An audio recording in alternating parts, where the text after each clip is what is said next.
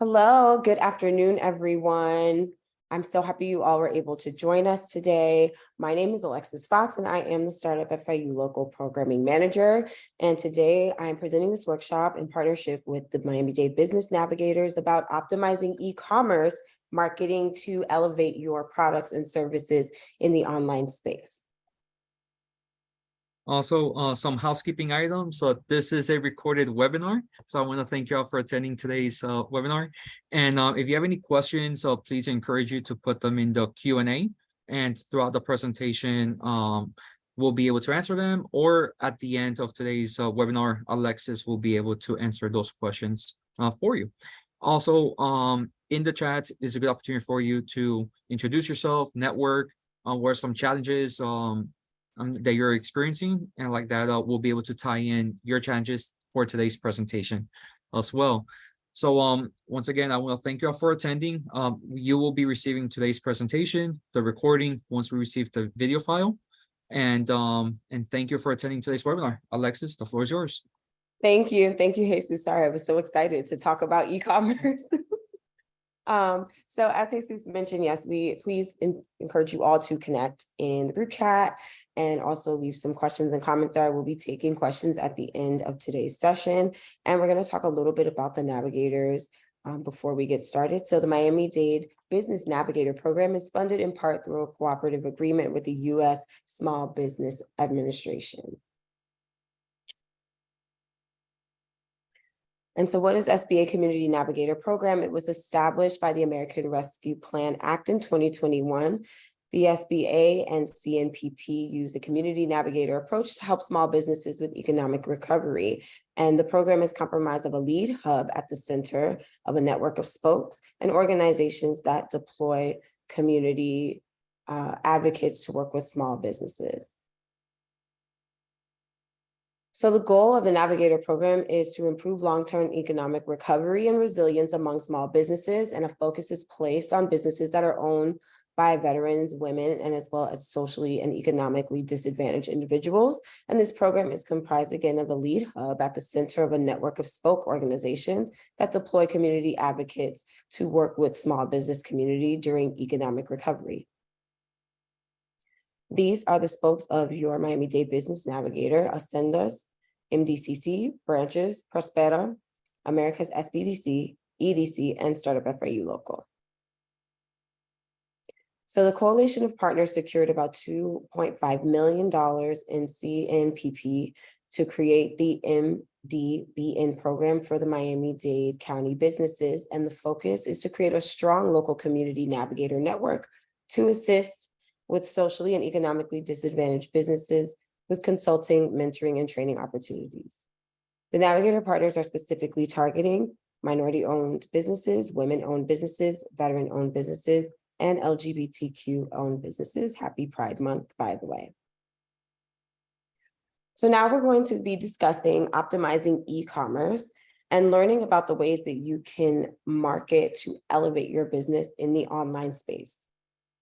The goals for today are to understand digital marketing specifically for e-commerce businesses. What is an e-commerce marketing funnel? How to measure the success of your e-commerce marketing funnel? And then we'll be open to any questions that you have. So first, it's important to understand digital marketing and the role that it plays in advancing your e-commerce goals. So we'll define e-commerce specifically. We'll talk about the traditional types of e-commerce models that there are, and then we'll talk about the advantages and disadvantages of each of those models and the delivery methods that work best for e-commerce innovation. E-commerce, or electric commerce, is the buying and selling of goods and services through the transmitting of funds or data over an electric network, primarily the internet. There are 4 different types of e-commerce business models: business to business, business to consumer, consumer to consumer, and consumer to business. B2B transactions are generally higher in order value and are more constant and recurring purchases. They subsequent catalogs and other order sheets that were traditionally used prior to the advancement of online shopping. And they also equipped businesses who may not have all of the capital for a brick and mortar or startup expenses to still take part in the economy. It also helps for those who have niche products or services as well to reach a more diverse market. B2C innovators have leveraged technology such as mobile apps, native advertising, and remarketing to target directly to their customers and to make their lives easier in the process. As we all learned during the height of the pandemic, B2C marketing became very important to us, not just for our everyday needs, but also for our wants and desires.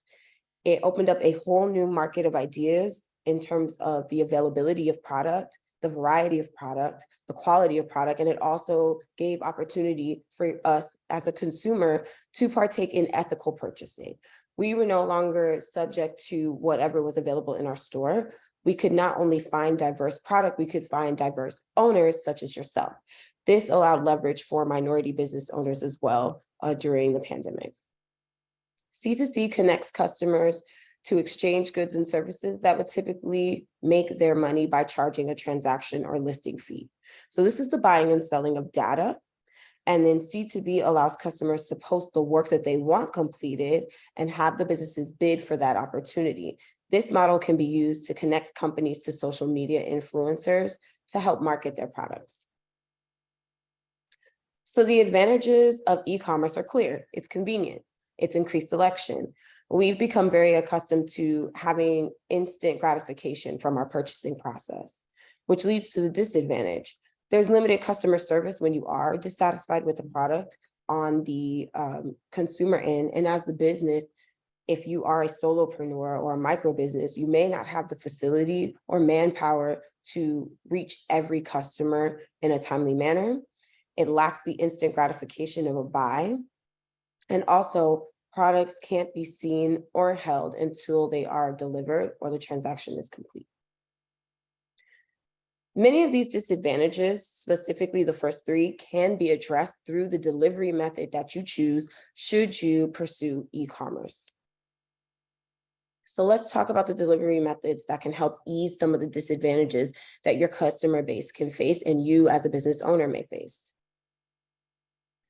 So the three that we're going to cover for the purposes of today's course are direct to consumer D2C, which is the more cost dense of the three, but they also offer you the most autonomy in the way that your product is placed in the platform and amongst your consumer.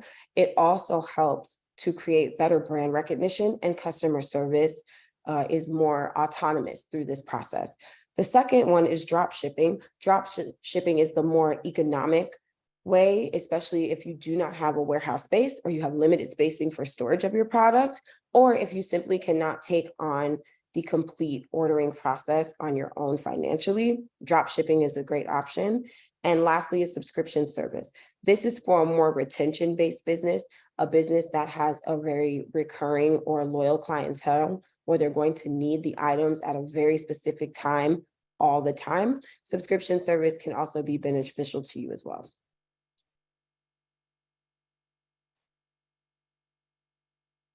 So first, we're going to talk about the direct-to-consumer. A direct-to-consumer business sells its own product directly to the end customer without the help of any third-party wholesalers or retailers. Again, you have complete autonomy in your process here, which can alleviate some of the customer dissatisfaction. You know exactly how your items are reaching your consumer. You know exactly when they are, and you're able to communicate more effectively without having to rely on third-party information to get to your consumer base. So those advantages, again, are owning your customer data. A lot of times when we are doing third party or there's a middle person, we don't get the full breadth of the data on who's buying or who's selling our products. But when you are doing direct to consumer, that data lives directly with you, which allows you more insight on your audience as well. It allows you to make more informed decisions about what's working in your business versus things that may need to be improved. You also have more control over the customer experience. When you are dealing directly with the product or directly with the retailer, wholesaler for your business, or simply directly with your customer, your end user, you have more autonomy in that process. When things are left in the middle, it's harder to track sometimes. Can also be a little bit difficult to communicate what's going on effectively to the satisfaction of your customer. It also helps you build a better relationship with your customer. Most businesses that use direct to consumer are interfacing with their customer more intimately. If you're a contractor, there's not really room for a middleman. You're going to sites, or if you're a service provider, you're dealing directly with your clientele through the entirety of their journey as a consumer. So you're able to build relationships that can also equate to customer loyalty. What are some of the challenges? You're the managing of everything.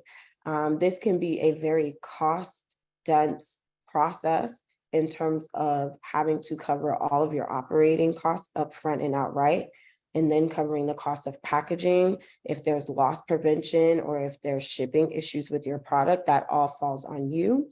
And creating and maintaining the e-commerce storefront, if it's a digital space, if you don't have someone who is developing your website for you, that responsibility also falls on you as well.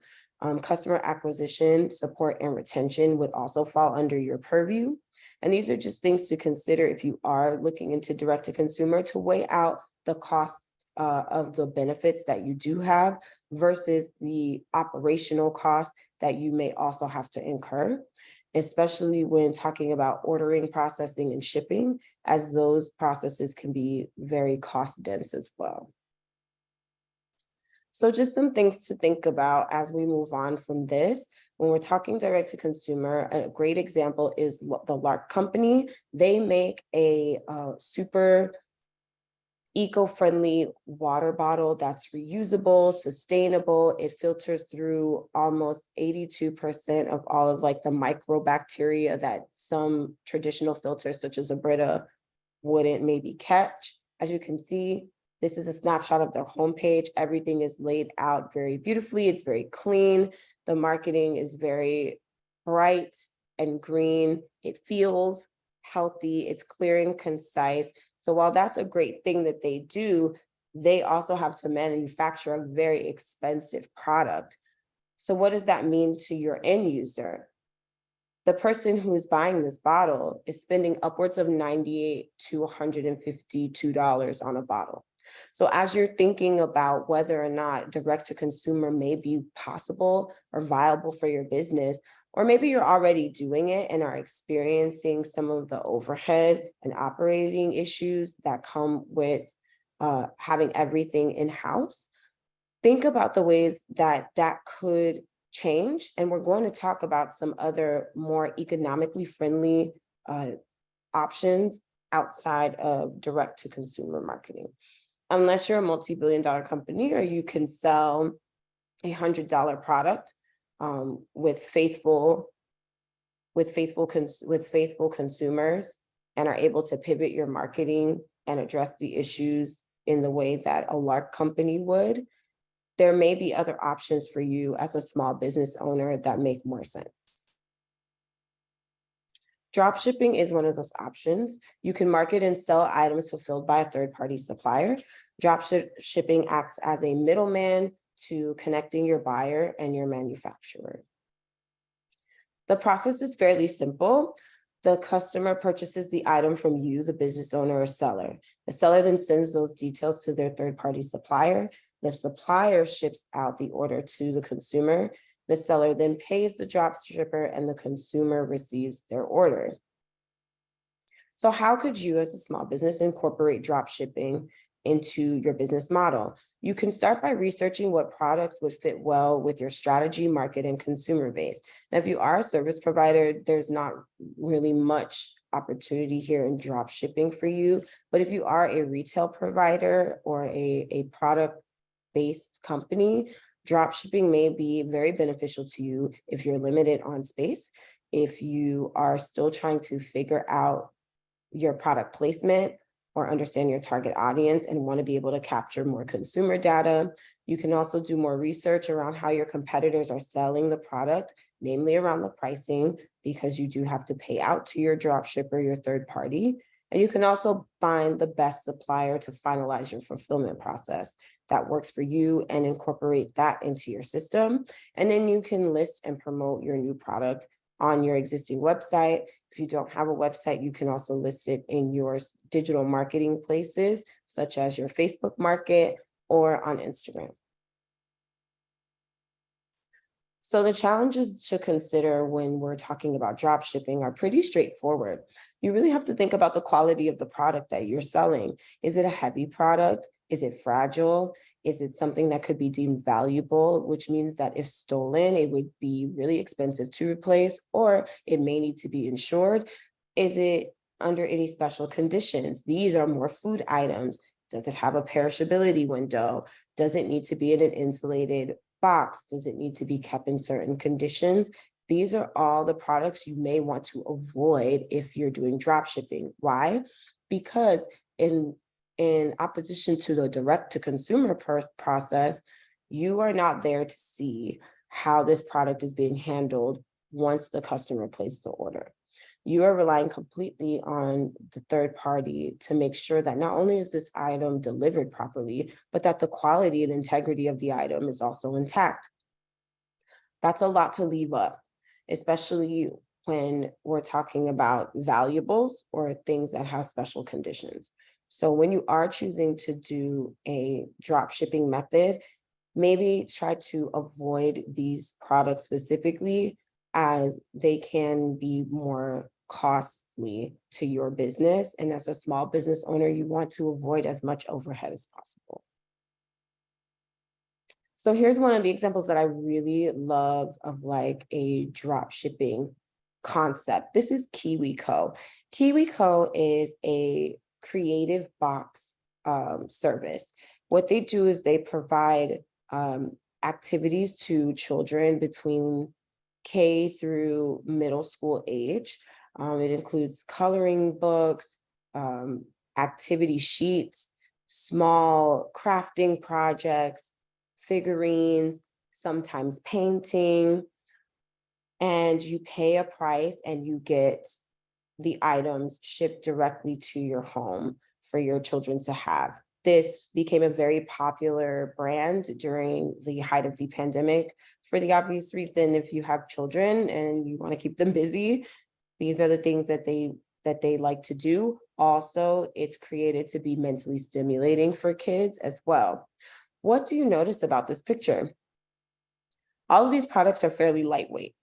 They're non-perishable. You've got paper, you've got some markers, pipe cleaner, it looks like ribbon, a canvas apron. These are all lightweight products that have little to no expiration date. They can ship well and easy, and they're not particularly pricey if they were to be damaged or misplaced, or even to produce. It's a coloring book, paper, pipe cleaner. So when you're thinking about drop shipping, these are maybe the kind of products that you could be considering, where a third party there limits the amount of risk that you're taking with your product, but it's also servicing a need. So get creative about the ways that you can utilize the products that you are already selling. Maybe if you do paper printing or office supplies, there's a way to create some sort of process or boxing method that your businesses or your contracted businesses would be interested in doing as well. It really is about being truly innovative in your thought and always being willing to progress your business and to look into ways to improve your business as the times are changing. And lastly, we'll talk about subscription service, which is a recurring payment service from customers in exchange for a product or replenishment on an ongoing service. The logo to the right of the screen is HelloFresh. It's a very popular food subscription service. It's known for having a variety of products, known for being able to be easy to ship. Everything comes in one box that you would need to create multiple meals. And they're also very popular for having a really good option in terms of changing up your subscription. It's an easy process for procurement and cancellation.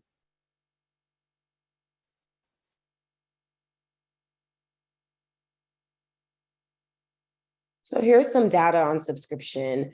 While women are the highest subscribers, having 1 to 3 different subscriptions all the time, men have 3 or more subscriptions more frequently. So what does this tell you as a business owner? If you're looking into doing a subscription-based service or product, what you should be considering is whether you're looking for actual retention or if you're looking to create more subscriptions. While men do have more subscriptions, women subscribe more frequently. If your product or your service doesn't require demand or doesn't require editing or changes, men may be a suitable target audience. In the chat, I would love to hear from you all about how many subscriptions you personally have. How many of those subscriptions you actually use? How many of them are just recurring fees where you're not even thinking about them until you see that you've been charged for a subscription? These are kind of the parameters that you need to think about as a business owner and a decision maker to really hone in on your audience and their need. So the top subscriptions for e-commerce, specifically for those who do business to business, is food and beverage, beauty, paraphernalia, and gifts. When we're talking about food and beverage, mostly talking about containers, condiment holders, napkins, things that are frequently needed and needed in high volume. The same thing for beauty. We're talking about the packaging. If you make skincare or if you make hand scrubs, lotions, you're going to constantly need bottling. You're going to need containers. And for paraphernalia, large stadiums often outsource the production of fan gear. I don't know if there's any Heat fans or Panthers fans in here today, but the fan gear is serious. You see it everywhere. A lot of those items can also be purchased on a subscription basis. And then gifts. So if your business is holiday-based or offers a specialized service during a time of year, then that's also an option for you to consider as well.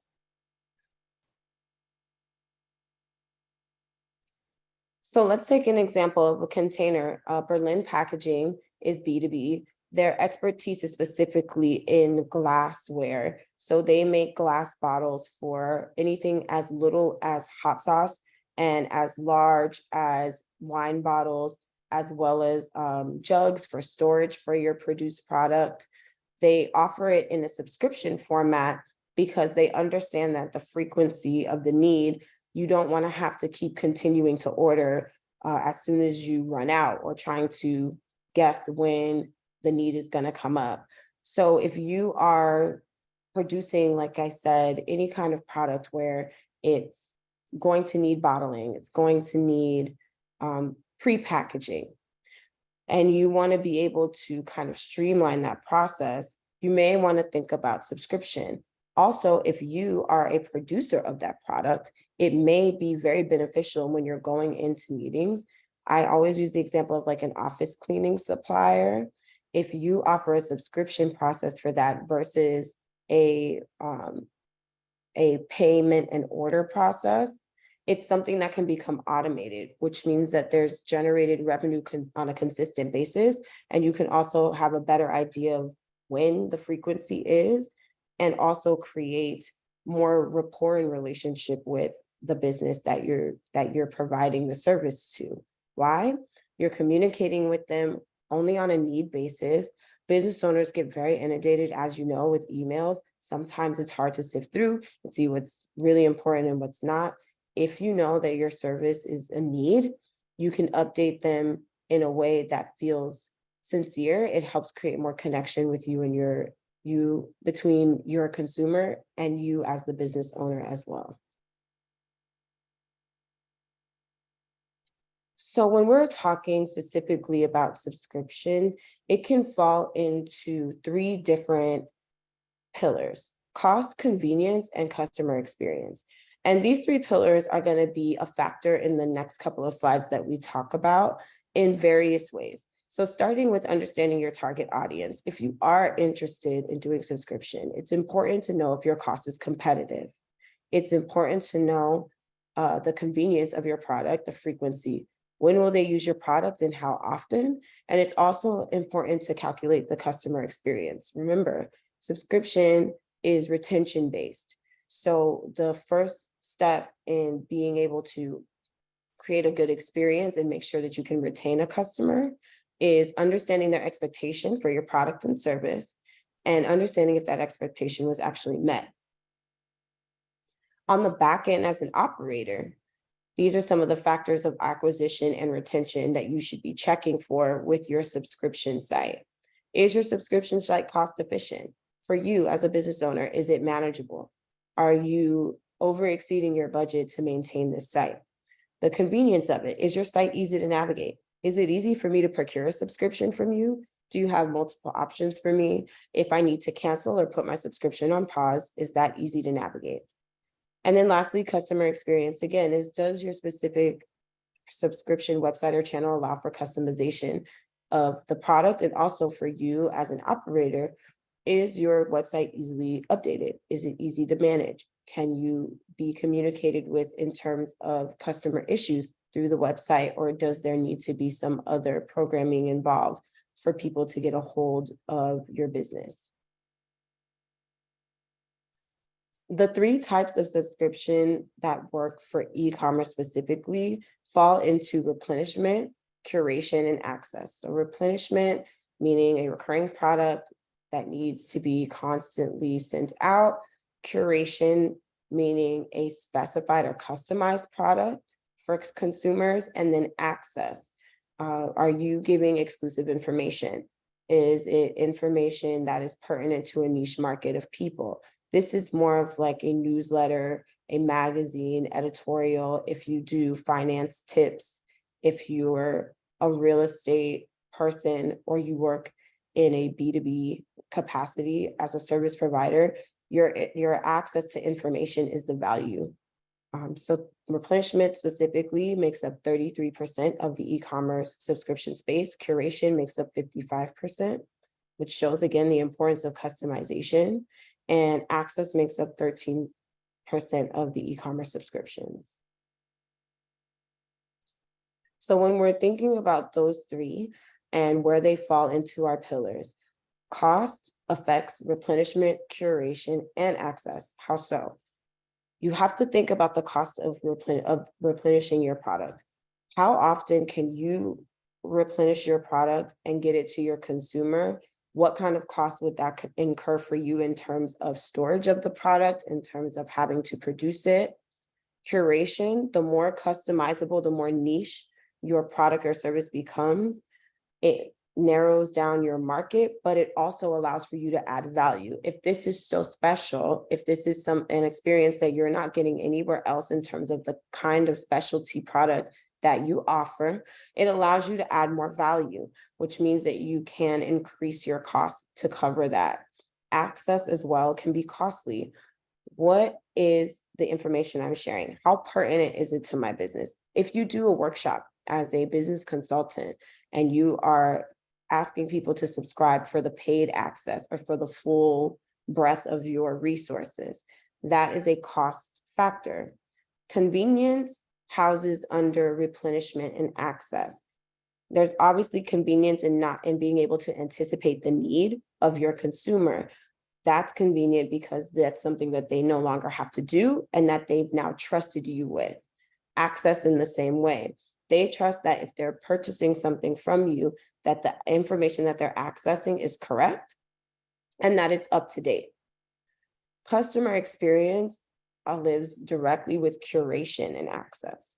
So the customer experience is personalized.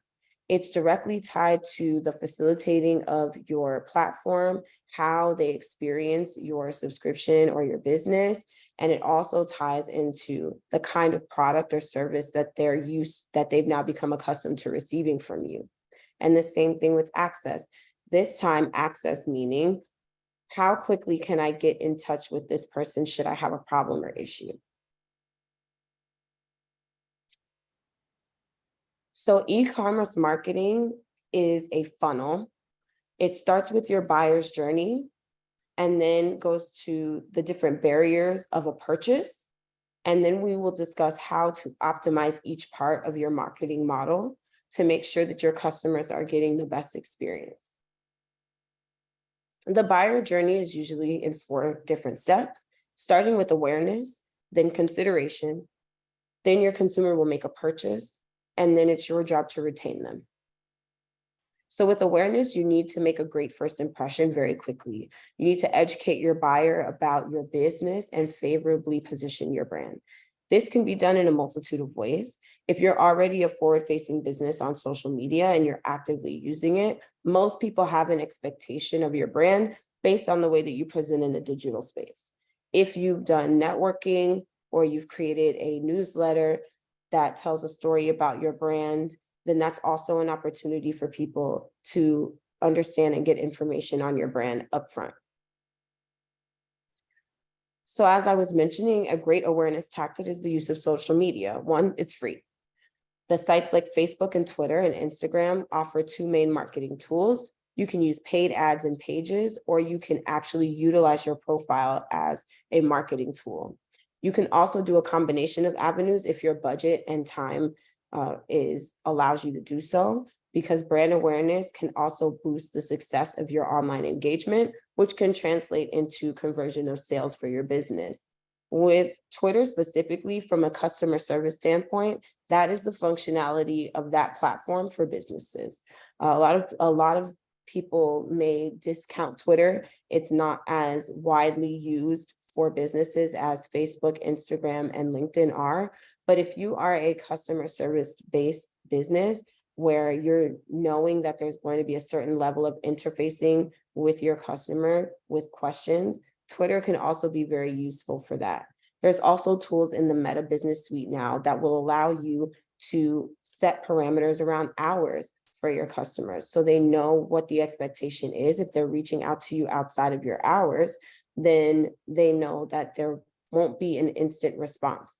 And you can also automate messages. So if there's general questioning, you can tailor messages to those questions, much like a chatbot. I see that there's a question in the chat. If you want to type it, I will go ahead and take it.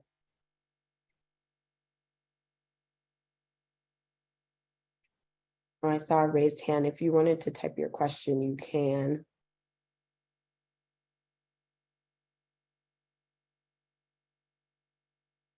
Okay. I don't see it, but if you had a question, we will definitely get to it at the end as well. I didn't see the question in the chat, but just remember that it was around the awareness slides. After you've created awareness, now the buyer has to consider, they're thinking about your product, they're thinking about your service. This is where you'll see the uptick in interest in your product. The goal is here to showcase the compelling content to secure the sign up. This is when they're transitioning from maybe your social media platform or seeing your ad online to going to your site, which would then create the importance of having a very easy to navigate site, and a site that's appealing, a site that's easy to understand, and people can go and find what they need fairly quickly.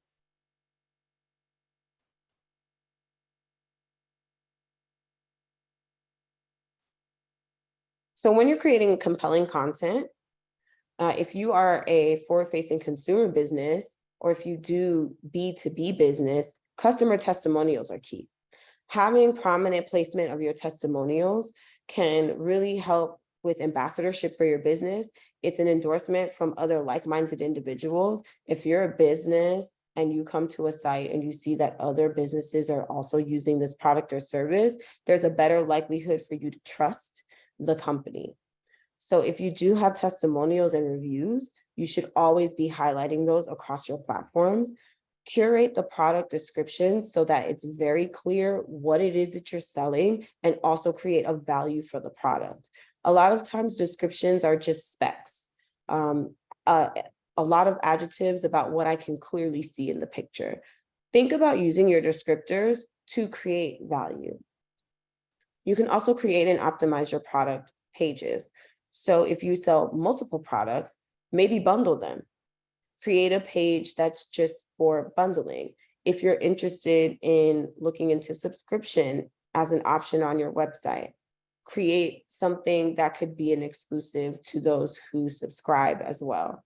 You're always looking to be innovative with what it is that you have as a small business owner, because the key is understanding the value.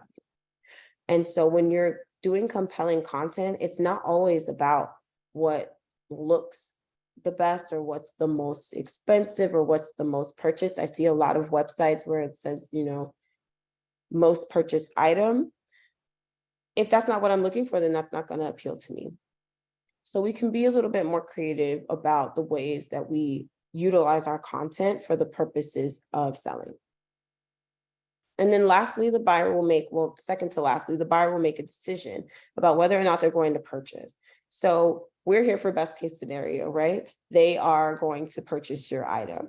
And so the ease of your site or subscription is going to be key. In the chat, if you put a thumbs up for every time that you have gotten frustrated with an online purchase in terms of securing the purchase. I see a raised hand. It's something that we've all experienced, whether it's something as simple as it's not intaking your card information, it's not reading, or if it's a card that you saved and you still have to input your information.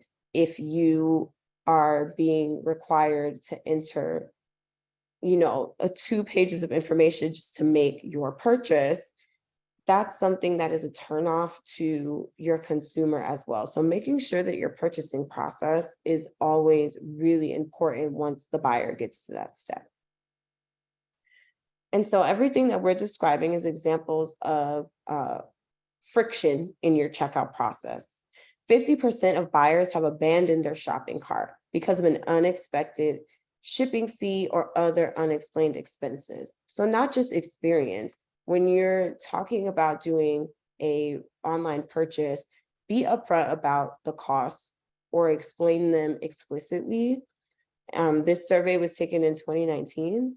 50% of buyers will abandon their cart because of an unexpected fee or unexplained expenses. We want to keep everything as streamlined and simple as possible.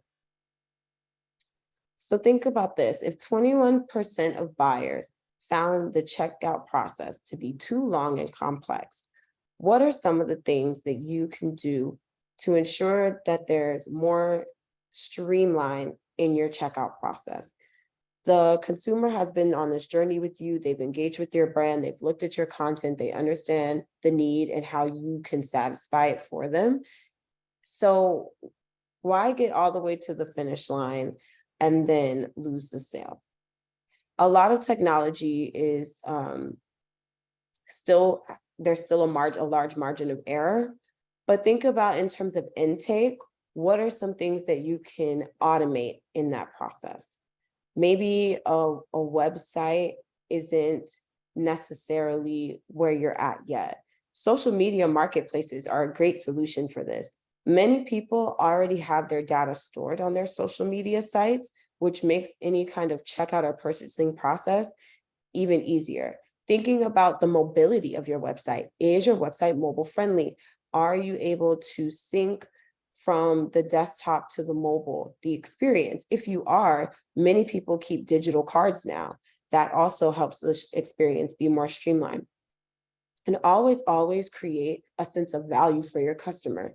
An automated thank you message after a transaction can really go a long way in creating a very genuine experience for your customer. And now we talk about retention. So they've made this purchase. How do you ensure that they make another one? How do you ensure that they have a good experience with you and that they share that experience with their community as well? Repeat customers are an inevitable part of e-commerce success. You need to have repetitive customers in order to have retention. It's easier to retain a customer than it is to attract a new one. We know that the digital space is full of options, and every day those options are growing more and more. It does not matter the industry. So it's vital for the final part of your marketing pipeline to make sure that you are doing things to keep your customers coming back to you time and time again. Using personalized email marketing to offer existing customers upsells, cross-sells, and add-ons can really help engage your customers more. So email marketing is typically free. You can use a marketing platform.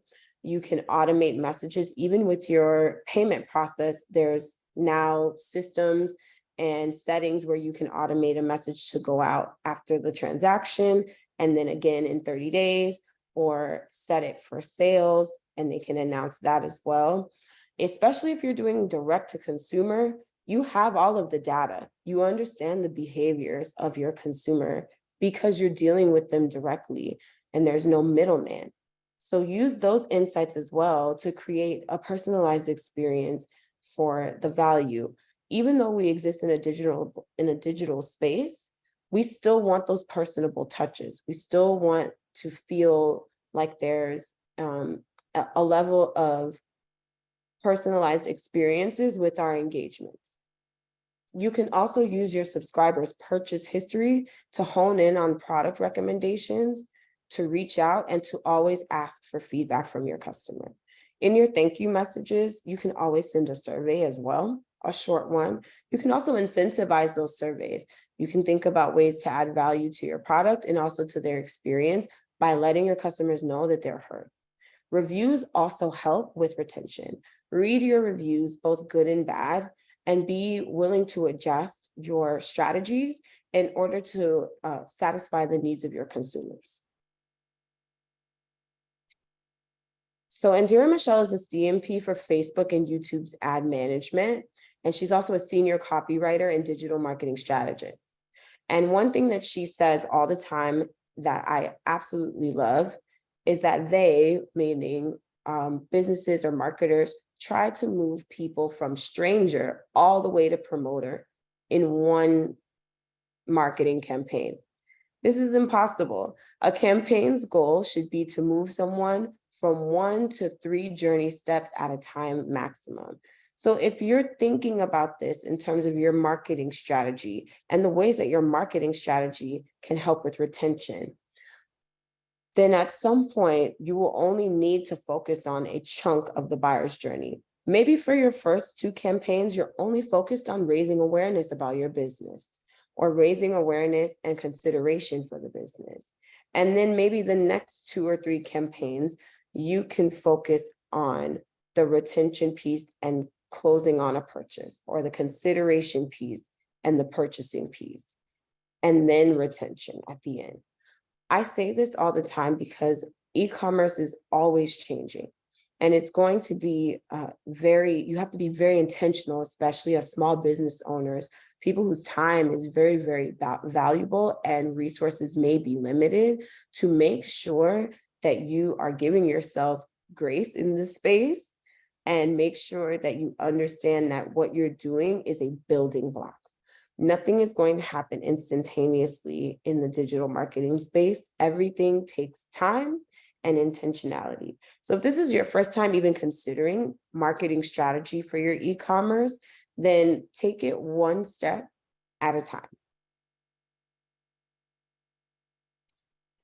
And as you get more comfortable with your strategies and understanding what's happening in terms of marketing for your e-commerce, you'll need to be able to measure your success. And this will also help inform your decisions.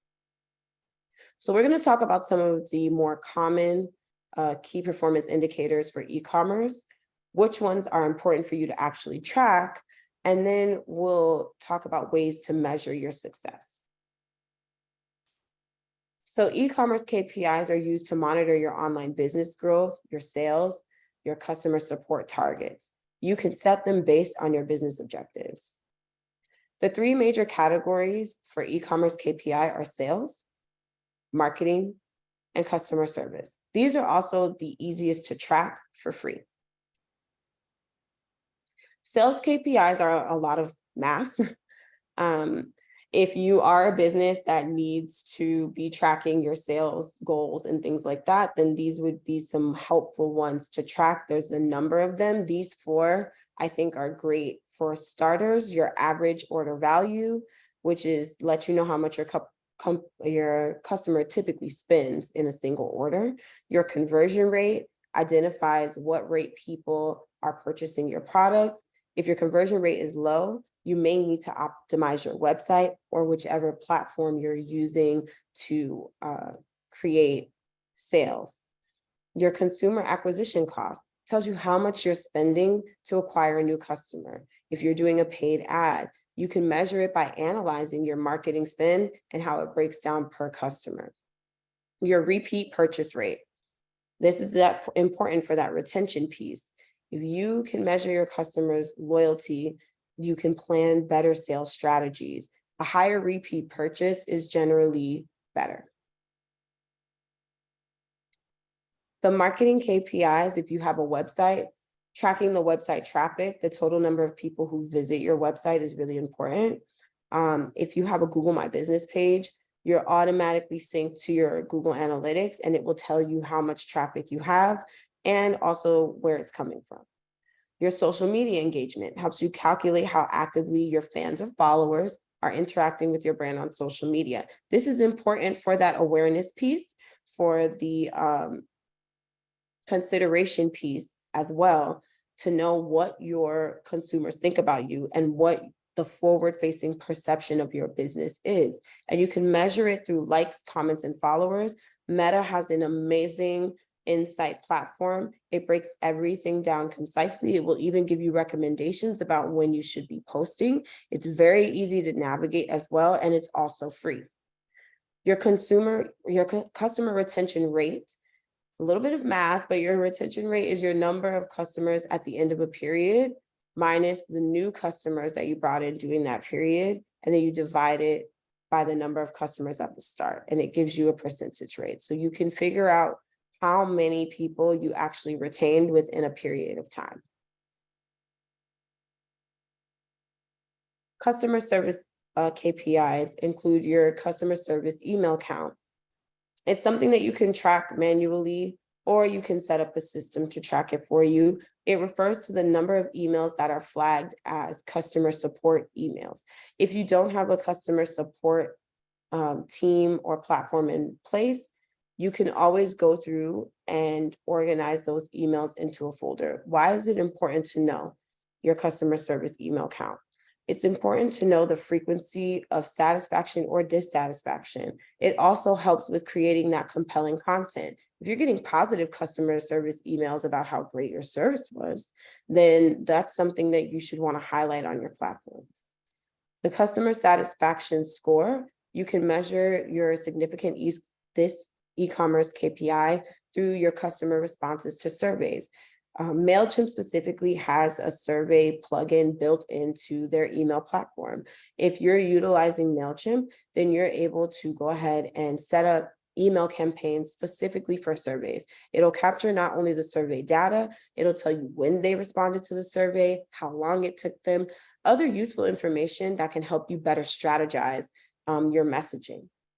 The average complaint resolution time. If you are a service provider that does have an adequate customer service process or platform, the amount of time that it takes for your customer support to resolve is very important information, because it will also be a key factor in almost every aspect of their experience with you online. So understanding that from the starting point to where your customer first reached out to when the problem was resolved is very important and can be formulated through the average complaint resolution time, the number of customer service requests that you receive, minus the number of unsolved requests, times the actual resolved. And that'll give you a better idea about your resolution time. And I see two questions here. I see Stacy C with, hi Stacy. With this in mind, taking one step at a time, would it be advisable to include an option for accepting a subscription service during welcoming emails? Maybe the last email if you send out 5 welcome emails typically. Okay, great. So that's a really good question. I'm going to pause here and I'm going to answer this question. It's actually, it's a really good question. So when is the proper time if you are thinking about subscription to send that option? I think when you are truly able to handle the inventory of a subscription. Remember, subscription is not just for retention purposes. You are now making a commitment to replenishment and to access and curation of a product at a certain cost. So when you are going for a subscription model, it's really important as a retailer, and Stacy, I'm going to use you as an example. I'm sorry. When with Stacy sees, she does Stacy's Natural. She makes natural body butters, hand soaps, scrubs, salves. When you do a subscription, unless you're going to create a fixed subscription box where maybe they get a sample size of each of your products monthly, or they get a surprise box where there's no curation opportunity, you are then opening yourself to a demand that only you know, because you know your business, right? Only you can understand the frequency of that and the feasibility of getting those products out in a timely manner, and the demand of the products. We know that there's a lot of issues, especially now with shipping in general. Even if you're not doing drop shipping, just getting the order of your product, or maybe even the quality of product that you want as a retailer, can be very difficult these days. So when you are considering when the best time to create subscription base is, maybe don't start with the subscription base in terms of product. Maybe start with a subscription to a newsletter. Tips. People love holistic things. People love natural things. See what your audience likes. See if there's something you can educate them on in a newsletter, and have them do that type of subscription first. So I hope that answers your question. Adrian King, hi. Yes, I will list my contact info in the chat. I will do that for you. I will do that at the end of the presentation. Thank you for those questions. That was great. So we're going to wrap up on the customer service KPIs. Again, these are really important to those businesses that have an in-depth or have an actual system for customer service. The customer service email count should be utilized by anyone who is listing email as their primary form of communication for their business. So we went over these KPIs, and so you understand what factors you should be looking at, but how do you actually measure your success in the e-commerce space? There are 6 different benchmarks that you can benchmark your e-commerce success with 6 simple steps. One is to identify your long-term business goals. So very much in line with what I was just sharing towards Stacy's question. You know your business, you know where you're at in terms of being able to provide your product and service in a successful way.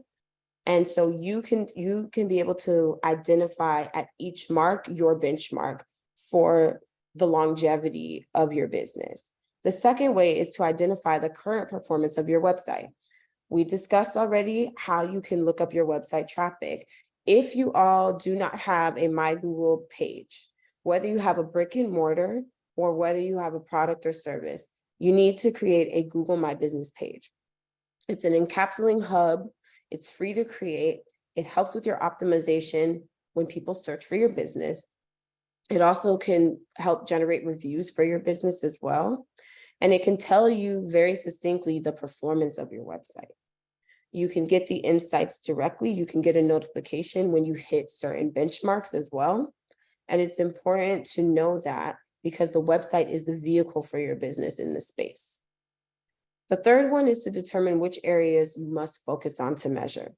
Are you more customer service based? Are you more in the awareness and consideration stage of your buyer journey where you're trying to develop that brand awareness?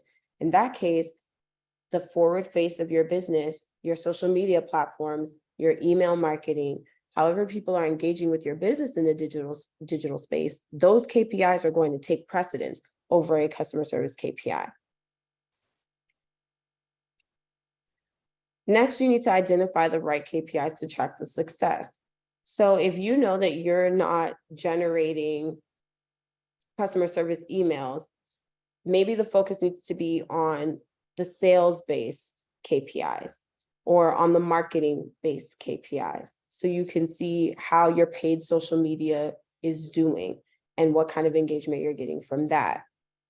The fifth is to set up a benchmarking itinerary or schedule. So if you are looking to analyze quarterly, then you can set up at the beginning of each quarter the opportunity to go over and look at your insights, look at your website traffic, If you know that you have a rollout coming up soon, if your product is season-based, then there's an opportunity there for you to take a look at your benchmarking during those times, look at your KPIs, see if your performance matches year over year.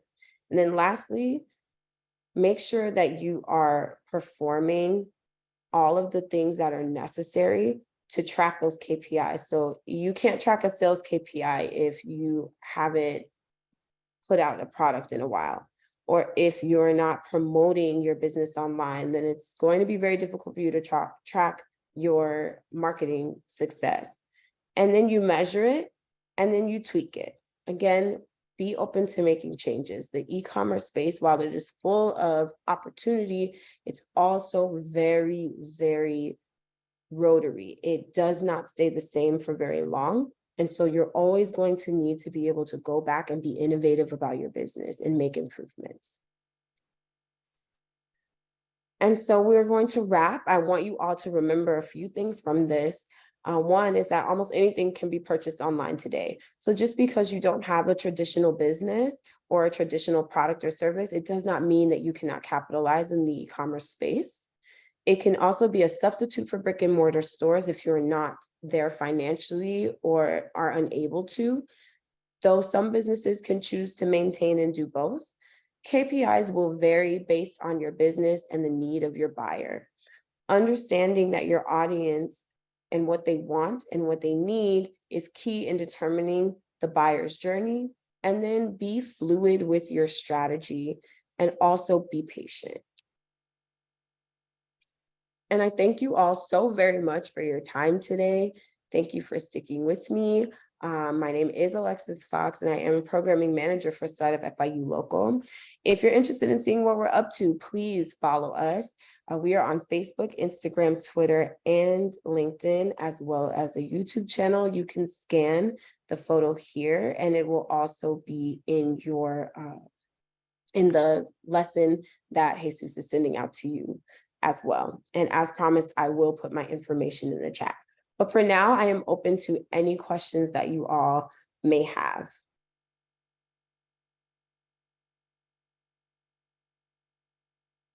Also, once again, this is a recorded webinar. So in the chat, I put in the link. So you could definitely like and subscribe our YouTube channel. Also, on the 15th of June, in 2 weeks from today, we're also having a part 2 of today's conversation that Alexis will be presenting. So strongly encourage you to register and definitely carry on the conversation from today's webinar. And then at the same time, we're looking forward to assisting you with any way we can.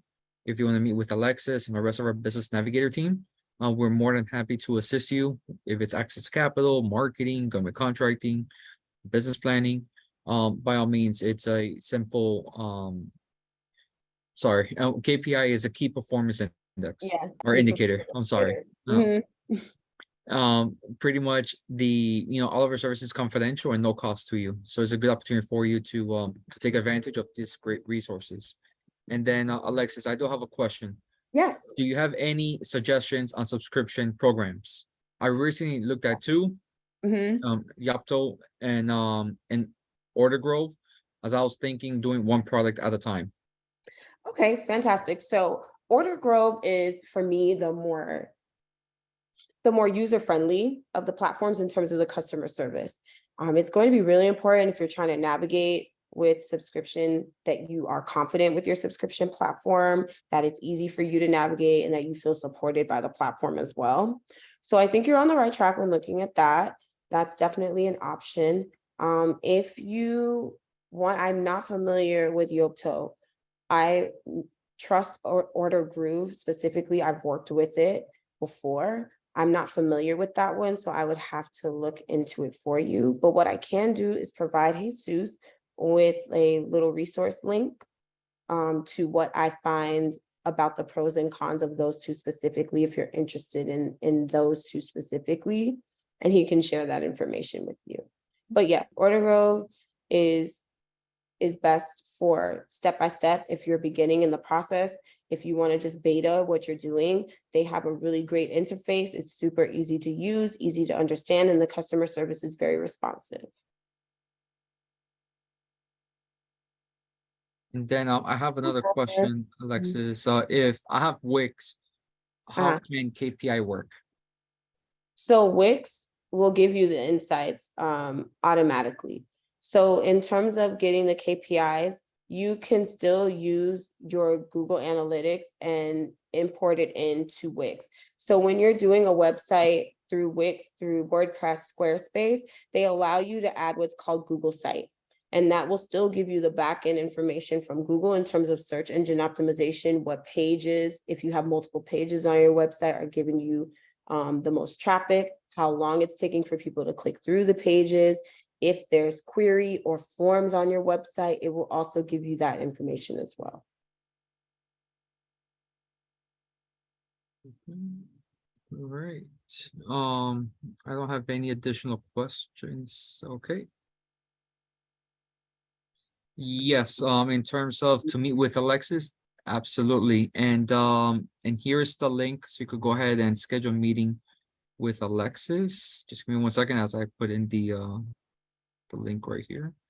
Thank you, Jesus. And while he's sharing that information, I just want to let you all know that the next one will be on e-commerce, specifically on social media. So for those of you who may not have a website yet, or don't feel like your website is up to date to really optimize with the information that was shared today, we are going to be talking about the Meta marketplace. We're going to be talking about the Instagram marketplace. So if you are active on social media and you have your products placed there, then the next one will be really great to help you kind of navigate and understand what's going on there.